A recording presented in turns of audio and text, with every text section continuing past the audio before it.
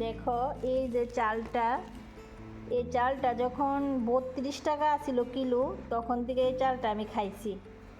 মানে এই চালটা ছাড়া আমি ভাত খাইতে পারি না, সত্যি কথা যেটা। এই চালটা এত ভালো, একদম চিকন হয় ভাতটি। এটা হচ্ছে আরাম চাল, এটা সবুজ আরাম। এই চালটা খুবই ভালো। তো এখন এই চালটা হয়েছে 52 টাকা কিলো। তো আমরা পাশে একটা দোকান আছে আমরা বাড়ির সঙ্গই, তার দোকান থেকে আমি মানে আজকের থেকে 2 দিন আগে চাল শেষ হয়ে গেছিলো, পরে আমি চাল আনছিলাম।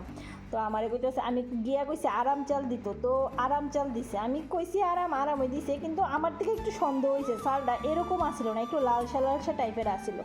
তো কিছু করার নাই, আমি আনছিলাম। কিন্তু আমি আইনা সেটা আমি কইতেছি তোমরা একটা কথা, যে দুইটা যে জিনিস দুই রকম। দেখো আমি ওই চালটা আইনা সেটা ভাত রাঁধছি, মানে সকালে রান্না করলে দুপুরবেলা ভাত নষ্ট হয়ে যাবে, ওই যে লাল লাল কালারের চালটা। এই চালটা যে এই সবুজ আরামটা, যে সবুজ বস্তাটা দেখো, এইটা এটা তুমি সকালবেলা রান্না করলে রাত তো অবধি খাইতে পারবা, একটা পুরো ভাত নষ্ট হয় না। একটু দামটা বেশি ঠিকই, তো এটা ছাড়া আমি একদমই খাইতে পারি না।